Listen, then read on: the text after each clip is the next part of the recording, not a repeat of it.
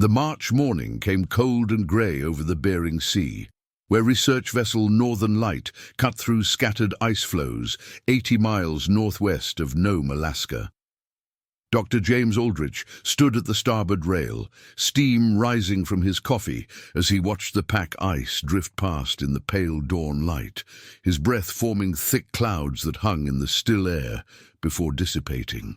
The 52-year-old glaciologist from the University of Alaska Fairbanks had spent 3 decades studying Arctic conditions, documenting the changes that were transforming this frozen landscape in ways that alarmed him more with each passing season. His colleague, Dr. Rebecca Foster, called out coordinates from the bridge as they approached their research site, a stable ice formation where they planned to deploy monitoring equipment that would track temperature fluctuations and ice thickness throughout the spring melt season.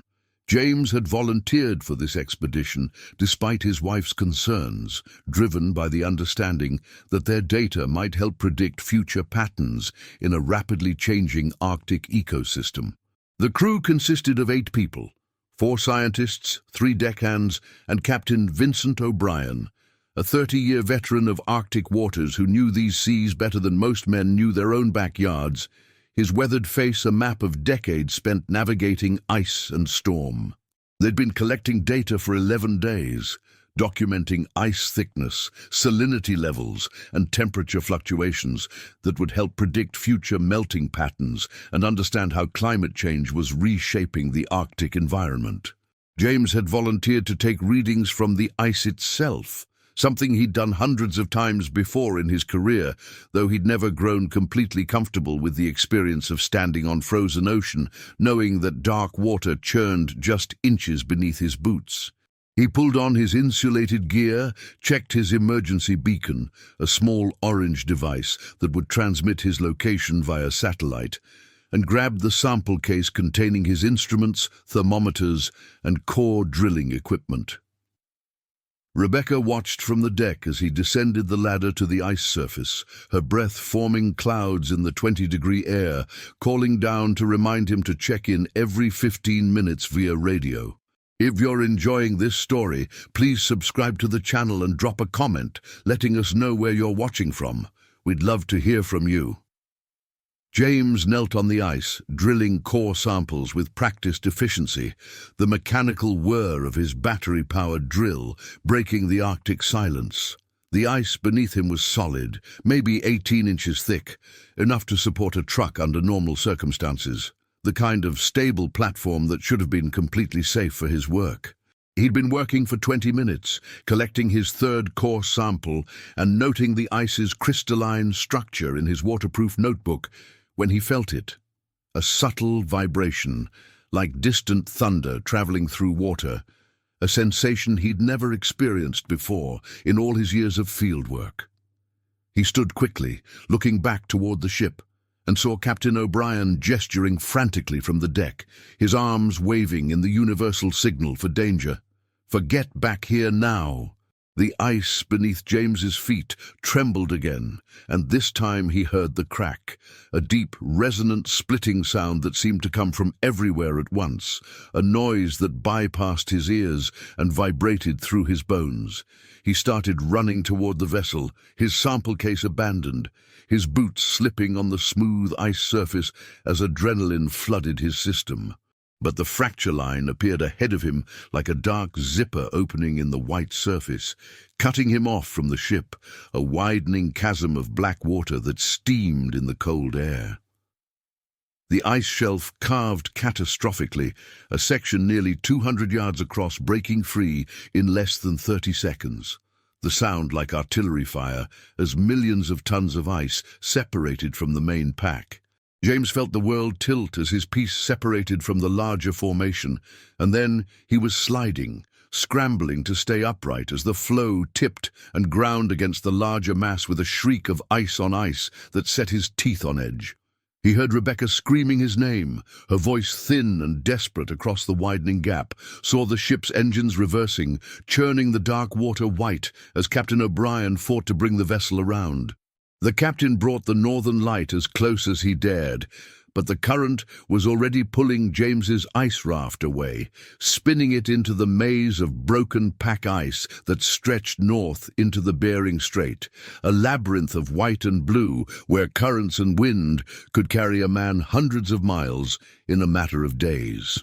James pulled out his emergency beacon and activated it with trembling fingers, the small device pulsing its silent plea into the Arctic sky, transmitting coordinates that he prayed someone would receive. He watched the ship grow smaller, heard the foghorn bellowing its futile protest, Rebecca's orange parka a shrinking spot of color on the white deck, and then the ice maze swallowed him completely, leaving only silence and the gentle lap of water against ice. The temperature that first night dropped to 8 degrees Fahrenheit, and the wind came up from the northwest, turning the air into a weapon that found every gap in his clothing, every exposed inch of skin. James's survival training kicked in immediately. He knew hypothermia could kill him in less than an hour if he didn't take immediate action, that his body was already losing heat faster than it could generate it. His floe measured roughly 40 yards across and 12 feet thick at its highest point, a wandering island in a frozen sea that drifted with currents he couldn't predict or control. He had his field clothes, insulated pants, a parka rated to -40 degrees, boots with double insulation, gloves with removable liners, and a wool cap that pulled down over his ears. In his pockets, he found a multi-tool with pliers and various blades, a butane lighter, waterproof matches in a sealed container, an emergency whistle, 2 energy bars that were already frozen solid, and a metal water bottle half filled with water that was starting to form ice crystals. No tent, no sleeping bag, no real shelter at all. He'd been wearing everything for a short excursion to the ice, not a month-long drift into the Arctic wilderness. He started building immediately, using his hands and the multi-tool to cut and shape the wind-packed snow, knowing that shelter was his first and most critical priority. The technique came from textbooks and a weekend course he'd taken 15 years ago. An igloo, properly built, could raise the interior temperature by 50 degrees through body heat alone, creating a microclimate that meant the difference between life and death. He stamped down a circular area about 6 feet in diameter, testing the snow's density until he found a patch compressed and solid enough to hold its shape when cut into blocks. Working with numb fingers that were already losing feeling despite his gloves, he cut blocks roughly 18 inches long, 12 inches wide, and 6 inches deep, stacking them in a rising spiral and tilting each one slightly inward so the structure would dome and become self-supporting. The work took 6 hours of continuous labor, and by the time he carved through the wall to create an entrance tunnel positioned away from the prevailing wind, remembering from his training that the tunnel had to be lower than the living area to trap warm air inside, his hands were shaking uncontrollably, and his body temperature had dropped dangerously low. Inside the rough shelter, out of the wind, James fought to stay conscious, recognizing the symptoms of hypothermia setting in. Severe shivering, slurred thoughts, the creeping desire to just lie down and rest. He knew the statistics. People died from hypothermia at temperatures far above freezing because they gave in to exhaustion, because they stopped fighting. He forced himself to move, doing jumping jacks in the cramped space until circulation returned to his extremities, his breath coming in ragged gasps that created a fog of condensation in the small shelter. He ate both energy bars, having to thaw them in his mouth before he could chew, the calories like fuel to his starving metabolism, his body burning energy at an alarming rate just to maintain core temperature. The shelter held, and as his body warmed the interior, the temperature climbed from 8 degrees to maybe 35, just enough to stop the immediate slide toward death, though still well below freezing. He smoothed the inner walls with his gloved hands, knowing that any protrusions would drip as the snow melted from his body heat. And getting wet in these conditions meant dying, Wet clothing lost its insulating properties and could drain body heat 240 times faster than dry materials. He created a small air vent near the roof using his multi-tool, understanding that carbon dioxide buildup could suffocate him as surely as the cold could freeze him, that he needed fresh air circulation even though it meant losing some heat. The second day brought a terrible discovery that would ultimately save his life. The ice around him was littered with evidence of life and death, a reminder that this frozen ocean teemed with creatures adapted to survive in conditions that would kill humans in minutes. Frozen into the flow's surface, he found the remains of a seal, partially preserved, its body locked in the ice from some earlier season when it had died or been killed and incorporated into the pack ice as it formed and shifted.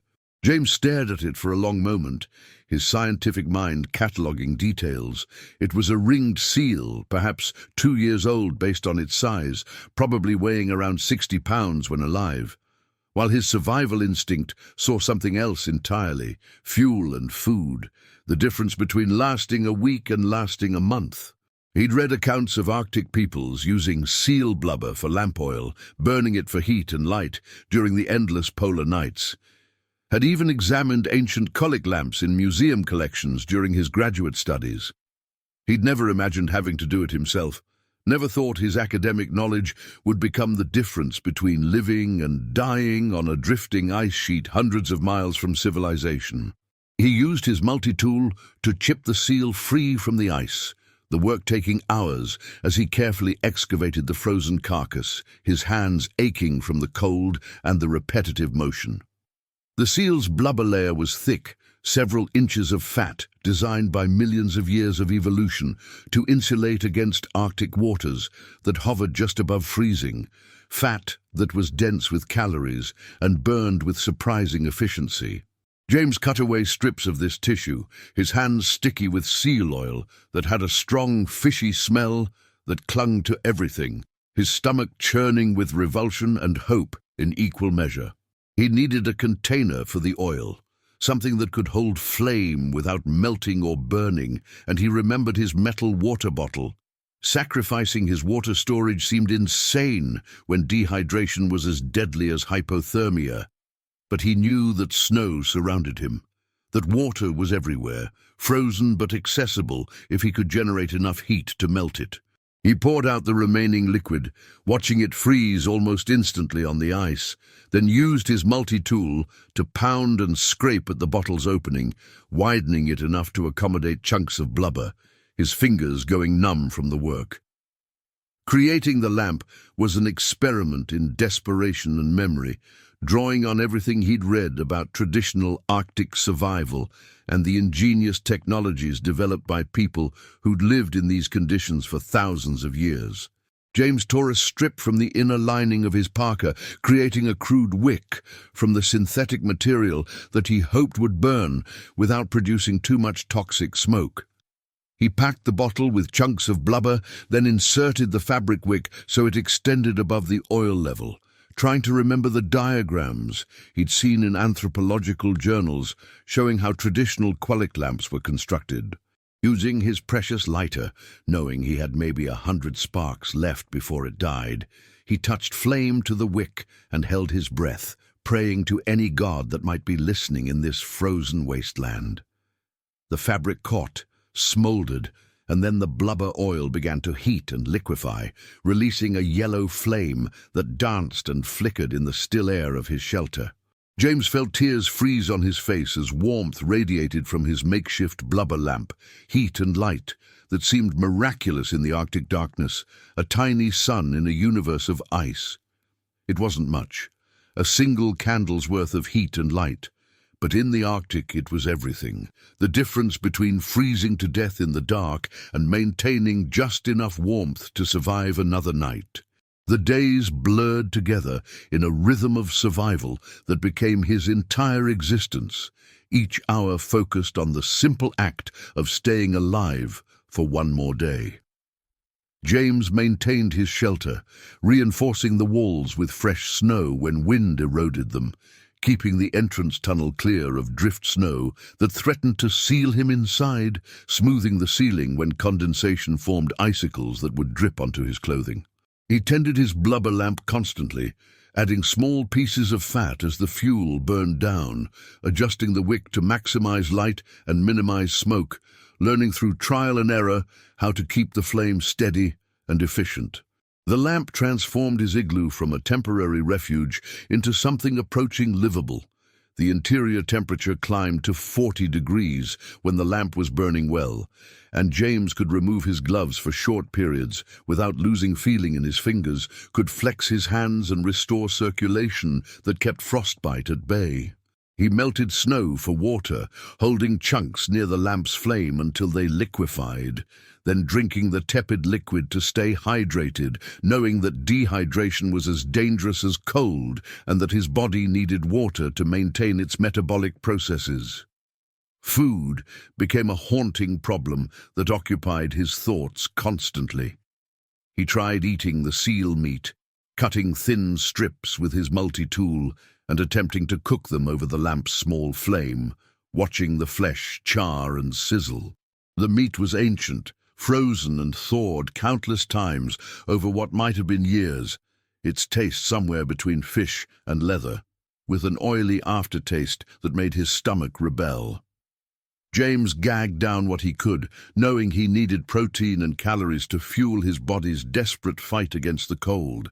But his stomach rebelled violently, and he spent a miserable night fighting nausea and cramps that left him weak and shaking. He rationed his intake after that experience, eating tiny amounts when hunger became unbearable, chewing slowly and drinking more water to fill the void in his stomach, feeling his body begin to consume itself as the days passed and his fat reserves dwindled. On the 7th day, he saw the helicopter, the first sign that someone was searching for him in this frozen wilderness. The distant thrum of rotors brought him scrambling from his shelter, his legs weak from malnutrition and cold, waving his orange parka overhead like a flag, screaming until his voice cracked and his throat burned. The aircraft was perhaps 3 miles away, following a search pattern that would take it parallel to his position but never directly overhead, a frustrating near miss that made him want to weep with desperation. James lit his emergency whistle, blowing the piercing note again and again until he was dizzy from hyperventilating. But the wind stole the sound and scattered it across the ice, carrying it away from the helicopter that represented his only chance at rescue. He watched the helicopter complete its grid and turn south, back toward Nome, or wherever the search teams were staging from, its orange fuselage growing smaller until it disappeared into the grey overcast. When it vanished completely, James sat in the snow and cried, the tears freezing into salt tracks on his wind-burned face, his hope draining away like water through his fingers. The psychological battle was worse than the physical one, a daily fight against despair and the seductive voice in his head that whispered he should just give up, just lie down in the snow and let the cold take him. James talked to himself constantly, narrating his actions in a running commentary that helped him feel less alone. Now I'm cutting more blubber for the lamp. Now I'm checking the shelter walls. Now I'm melting snow for water. He recited poetry he'd memorized in college, Frost and Whitman, and Service's The Cremation of Sam McGee. Sang childhood songs until his voice gave out. Told himself stories about his life to maintain some connection to the world beyond this frozen prison. The isolation pressed on him like a physical weight, the endless white horizon offering nothing but emptiness in every direction, no trees, no rocks, no variation in the landscape except ice and more ice and occasional glimpses of dark water through leads in the pack. At night, inside his shelter with the blubber lamp casting dancing shadows on the snow walls, he thought about his daughter Claire in Seattle. Wondered if she knew he was missing. Imagined her face when they told her he was lost in the Arctic and probably dead.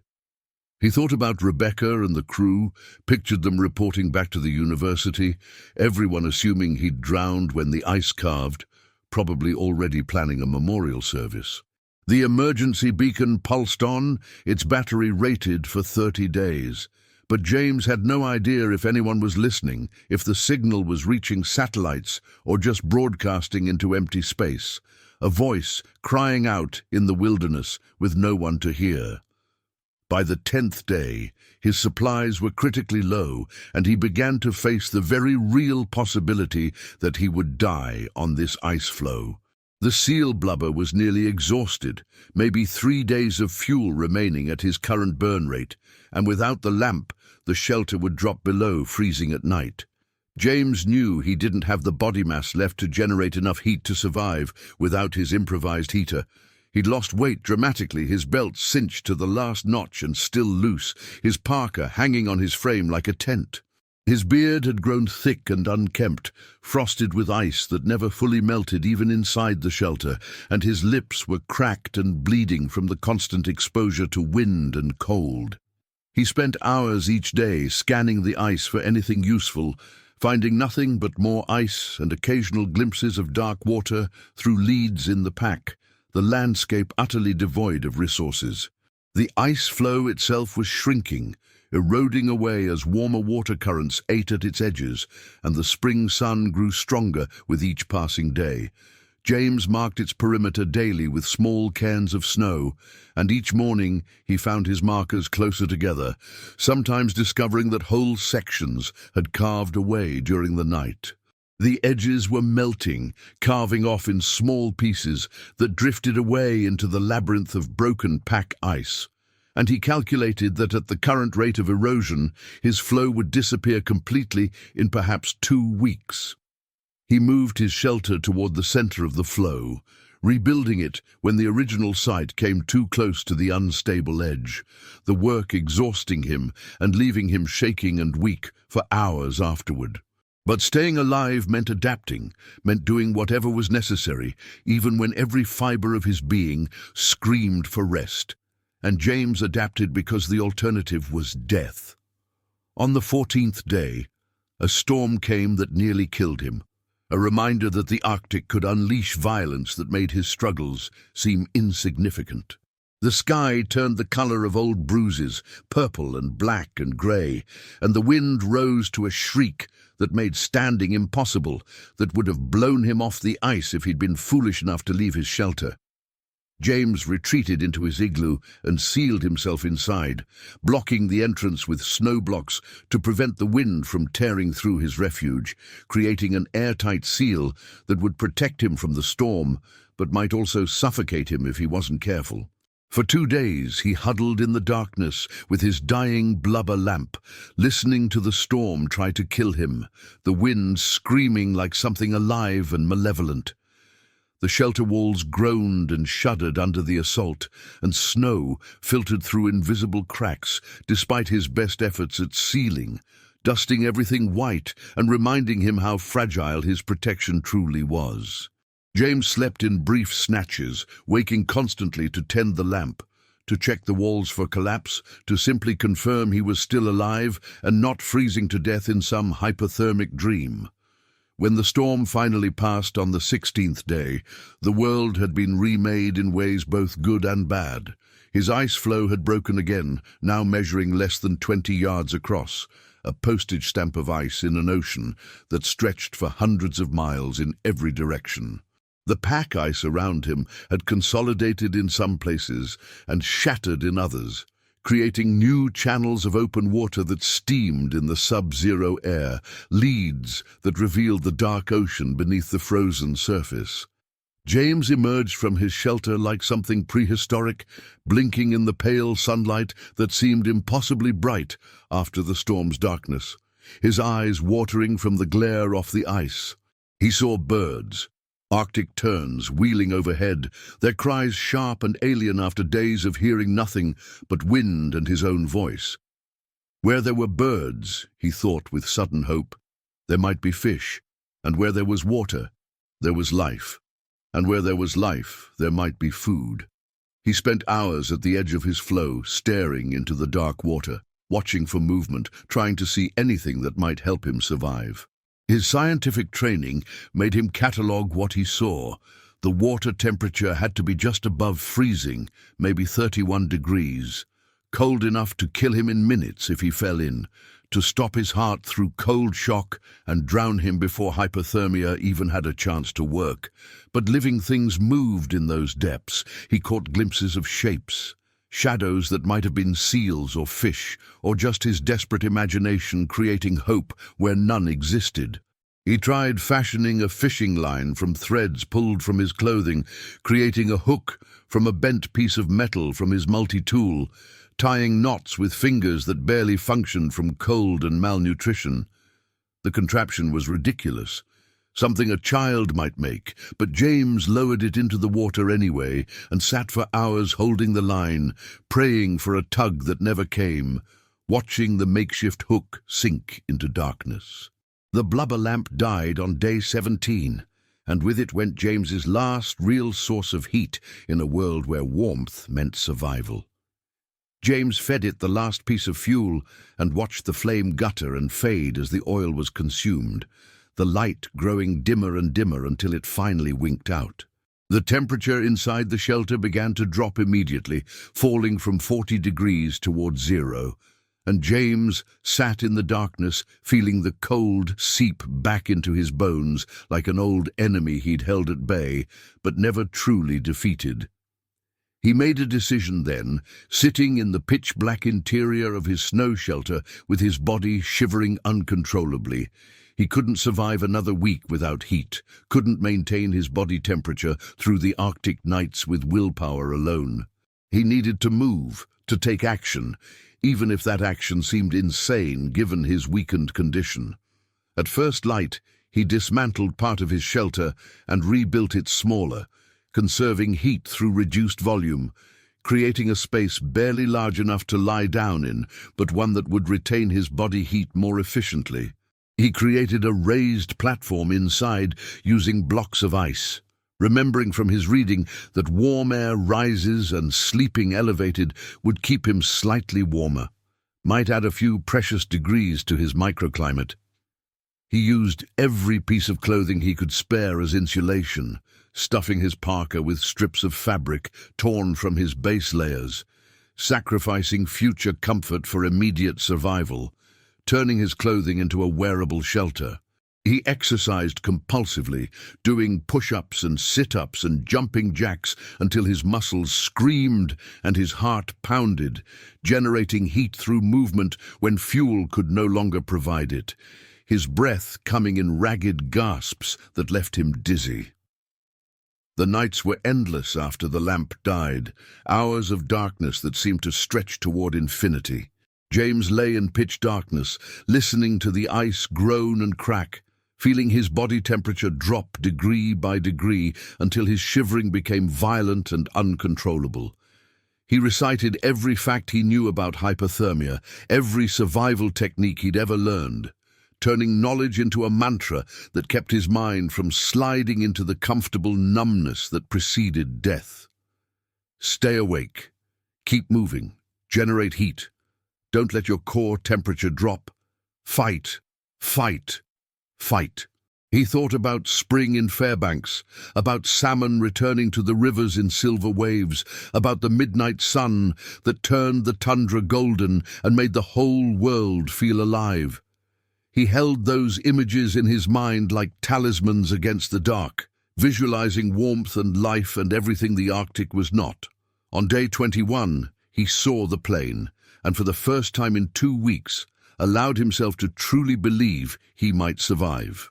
It was late afternoon, the sun low on the horizon casting long shadows across the ice, when James heard the drone of engines, a sound so out of place in the Arctic silence that he thought he might be hallucinating. He burst from his shelter, nearly falling on the ice because his legs were weak and uncoordinated, and looked up to see a Coast Guard C-130 making a slow pass 2 miles to the east, its grey fuselage stark against the white landscape. James ran to his orange parka, which he'd spread on the ice as a signal flag weighted down with chunks of ice, and waved it overhead with what little strength he had left. He screamed, knowing it was useless, knowing they couldn't possibly hear him from that altitude, but unable to stop the raw sound that tore from his throat. The plane continued its pattern, turned north, and James felt hope drain from him like blood from a wound, felt his legs go weak with disappointment. But then the aircraft banked, turned back, and began a descending spiral that brought it directly overhead, low enough that James could see faces in the windows, could see someone pointing down at him. The plane couldn't land. There was nowhere to set down a fixed-wing aircraft on the broken pack ice, but it circled 3 times, low enough that the engine noise was deafening, that James could feel the vibration in his chest. They'd seen him, he realized with a sob that shook his entire body. They knew he was alive. Someone cared enough to search this frozen wasteland for one lost scientist. The C-130 waggled its wings, a pilot's salute that meant, "We see you, help is coming," and then climbed away toward the south, leaving James alone on his shrinking ice floe with tears freezing on his face.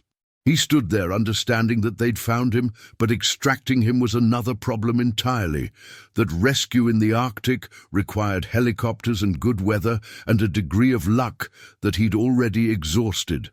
The helicopter came the next morning, 22 days after the ice had calved and set him adrift.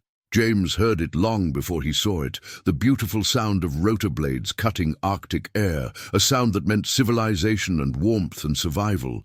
The aircraft appeared from the south, a Coast Guard MH-60 Jayhawk painted bright orange and white, the most beautiful thing James had ever seen in his life. It made a careful approach, the pilot clearly assessing the ice, judging whether the surface would support the weight of landing or if they'd have to do a hover rescue. The helicopter circled once, twice, and then moved into position, hovering 20 feet above the floe, rotors kicking up a blizzard of loose snow that obscured everything in white. James saw a rescue swimmer being lowered on a cable, a figure in a red dry suit descending from the sky like some kind of guardian angel. The swimmer was a woman, compact and strong, wearing a red dry suit and carrying a rescue harness, her movements professional and efficient despite the challenging conditions.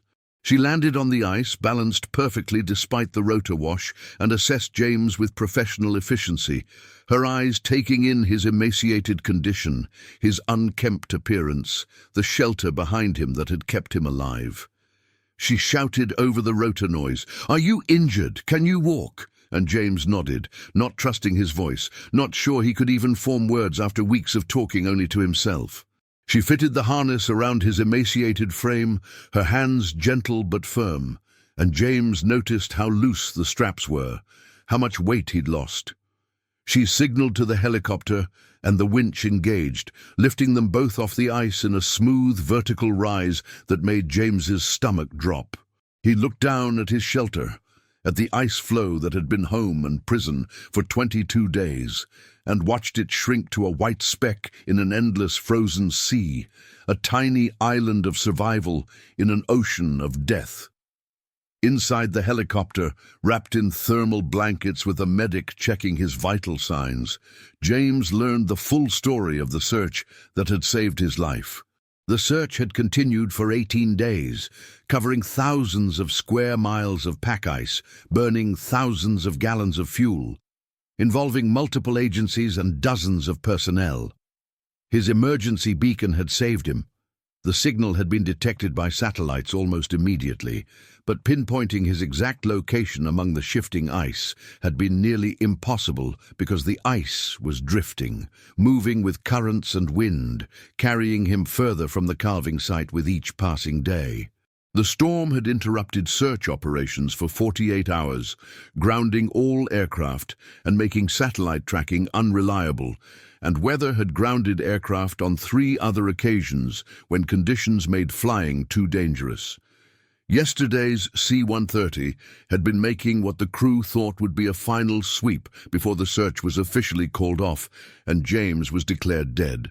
The pilot had spotted a dark shape on the ice that didn't match the normal pack patterns, James's makeshift shelter and his orange Parker signal flag, and had marked the coordinates for first light helicopter extraction. The medic, a young man named Peter with kind eyes and gentle hands, explained that James had lost 37 pounds, dropping from 185 to 148, his body consuming itself to stay alive. His core temperature was 93 degrees, technically hypothermic, but remarkably stable given the circumstances, evidence that his shelter and improvised heating had worked better than anyone would have predicted. He had frostbite on 3 toes and 2 fingers, but the damage appeared superficial, first degree, rather than the deep tissue damage that would require amputation. Dehydration was severe, and his kidneys were stressed from processing protein without adequate water. But overall, his condition was better than anyone had expected for someone who'd spent 3 weeks on pack ice. Peter asked how James had survived, and James told him about the igloo, about the seal blubber lamp, about the endless nights maintaining his shelter against the wind, his voice hoarse and broken from disuse. They flew him to Nome, the helicopter racing south over ice and open water, and James watched the landscape pass beneath him with emotions he couldn't begin to name. An ambulance waited at the landing pad to take him to the hospital, and Rebecca was there, crying and laughing when she saw him walk off the helicopter under his own power, saw him alive when everyone had assumed he was dead. Captain O'Brien stood beside her, his weathered face showing emotions the old sailor probably hadn't displayed in decades, his eyes bright with tears he didn't try to hide. James spent 4 days in the hospital, receiving IV fluids to rehydrate and restore his electrolyte balance, treatment for his frostbite with warm water soaks and careful monitoring, undergoing tests to assess organ damage and nutritional deficiency. The doctors marveled at his condition, telling him that most people wouldn't have survived a week in those conditions, that his knowledge and improvisation had made the difference between life and death. Reporters came, wanting to interview the Iceman of the Bering Sea, wanting to hear the dramatic story of survival against impossible odds. But James refused to see them, couldn't stomach the idea of turning his experience into entertainment. What he'd experienced wasn't a story. It was survival stripped to its most basic elements, a 3-week fight against cold and hunger and isolation that had changed him in ways he was still discovering. He had no interest in turning it into a media spectacle, in reducing 22 days of fear and desperation to sound bites and headlines. His daughter Claire flew up from Seattle on the first available flight, and when she walked into his hospital room, James broke down completely, holding her while she cried into his shoulder, both of them shaking with emotions too big to contain. She told him she'd refused to believe he was dead, had argued with university officials who wanted to hold a memorial service, had insisted they keep searching even when the odds seemed hopeless. She'd known, she said, that her father was too stubborn to let the Arctic kill him, too smart to give up, and James laughed at that assessment, a sound that turned into a sob as weeks of pent-up emotion finally broke free. He realized he'd been crying a lot since the rescue, his emotions raw and uncontrollable, tears coming at unexpected moments, and the hospital psychologist told him it was normal, that trauma affected everyone differently. The university offered him extended leave, suggested he take the rest of the semester off to recover physically and mentally, but James declined the offer. He wanted to work, needed the structure and purpose that research provided, craved the familiar routines that would help him feel normal again.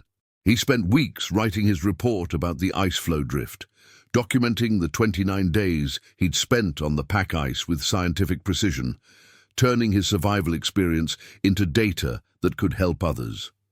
His data about ice movement, temperature fluctuations, and survival techniques was unique.